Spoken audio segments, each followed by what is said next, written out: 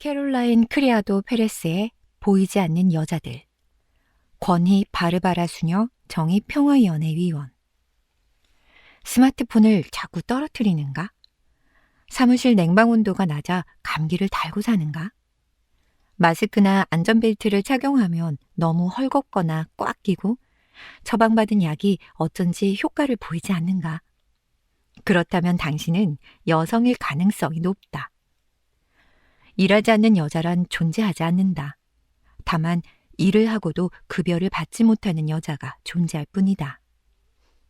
여성들은 국적에 상관없이 남성들보다 걷거나 대중교통을 이용하는 경향이 높다. 남성 또한 국적에 상관없이 직접 운전하는 경향이 높고 자가용을 소유한 가구에서는 남성이 거의 독점적으로 사용한다. 스웨덴에서는 외상 환자 대부분이 보행자이며 보행자가 미끄럽거나 얼어붙은 도로에서 다칠 확률이 운전자의 3배가 되고 보행자 대부분은 여성이다. 겉보기엔 남성 화장실과 여성 화장실 넓이가 똑같은 것이 공정해 보이고 지금까지 그렇게 설계해왔다. 그러나 남성 화장실에는 소변기가 있어 같은 넓이라 해도 동시에 용변을 볼 수 있는 인원수는 남성 화장실이 훨씬 많다.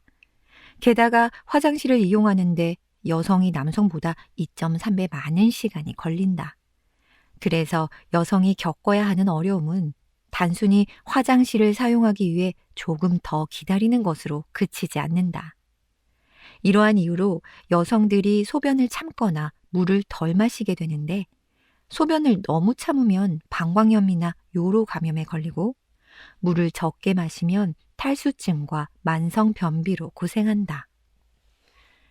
전 세계적으로 여성은 무급 노동의 75%를 감당한다. 여성의 하루 무급 노동 시간이 3시간에서 6시간인데 반해 남성은 0.5에서 2시간이다. 세계에서 남성 무급 노동 시간이 가장 긴 덴마크나 여성 무급 노동 시간이 가장 짧은 노르웨이에서도 여전히 여성의 무급 노동 시간이 더 길다. 예전보다 남성 무급 노동 시간이 길어지기는 한다. 그러나 무급 노동 시간 중에서도 남성은 주로 아이를 돌보거나 데려다주는 일인데 반해 여성은 빨래, 청소, 설거지 같은 더 힘들고 귀찮은 일을 한다. 영국에서는 무급으로 치매 노인을 돌보는 사람의 70%가 여성이다.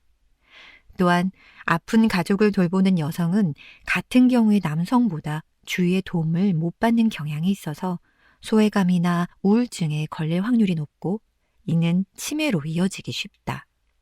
핀란드의 한 연구에 따르면 심장마비를 겪은 여성 가운데 돌봄 노동이 없는 비혼 여성은 기혼 여성보다 회복률이 높았다.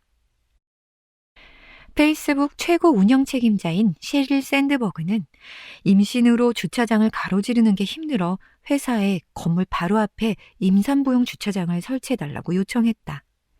여성이었으면서도 직접 임신해서 부은 발로 걸어보기 전까지는 임산부용 주차장이 필요하다는 사실을 깨닫지 못한 게 부끄러웠다고 고백했다. 사무실 표준 온도를 결정하는 공식은 1960년대에 40세 70kg 남성의 기초대사율을 기준으로 만들었다. 최근 연구에 따르면 사무직 젊은 여성의 신진대사율은 남성보다 현저히 낮다. 이에 따르면 사무실 표준 온도가 여성에게 적정한 온도에 비해 5도가 낮다. 그래서 한여름 뉴욕에서 남성 사무원은 여름 옷을 입고 있는데 여성은 두꺼운 옷을 입고도 춥게 느낀다. 이것은 그저 불공평한 일로 그치지 않는다. 노동 환경이 불편하면 생산성이 떨어지는 건 당연한 일이다. 업무 성과를 떨어뜨릴 뿐만 아니라 때로는 만성 질환을 일으키기도 한다. 여성 자신도 자기가 직접 겪어보기 전엔 무엇이 문제인지 알지 못하는 게 대부분이다. 그러니 남성이 그런 문제를 인지하지 못하는 건 오히려 당연한 일일 수 있다. 물론 당연하기 때문에 옳다는 것은 아니다. 그렇지만 이렇게 여성이 지워지는 건 일상에서, 직장에서, 공공생활에서, 의료에서, 재난에서 광범위하게 일어나고 있다. 놀라운 것은 그것이 되게 악의적이지도 심지어 고의적이지도 않다는 것이다. 지금까지 그렇게 해왔고 그래도 별 문제가 없었다는 것이다.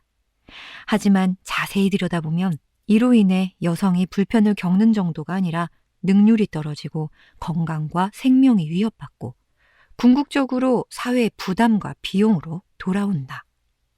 저자는 과학적 근거를 바탕으로 여성이 어떻게 지워지고 있는지 설명하고 있다. 비록 이에 대한 문제의식을 느끼고 있진 않았어도 그다지 놀랍지는 않을 것이다. 그러나 저자의 이야기를 읽어가면서 세계 인구의 반을 차지하는 여성이 어떻게 우리 사회에서 지워지고 있는지, 또한 그것이 어떤 결과를 만들어내며 궁극적으로 사회에 어떤 피해를 입히고 있는지 확인하면서 여성 존중이 사람으로 갖추어야 할 도리를 넘어서 사회의 필수 불가결한 안전판이라는 사실을 새롭게 깨닫게 된다. 흙의 먼지로 빚어 코에 숨을 불어넣어 주신 사람이라는 생명체가 온전하게 서로를 사랑하기 위해서 잊히고 지워진 절반의 훼손을 눈치채고 회복하기 위해서, 그리고 오늘이라는 일상의 위기를 견디는 우리가 함께 읽으면 좋겠는 이야기다.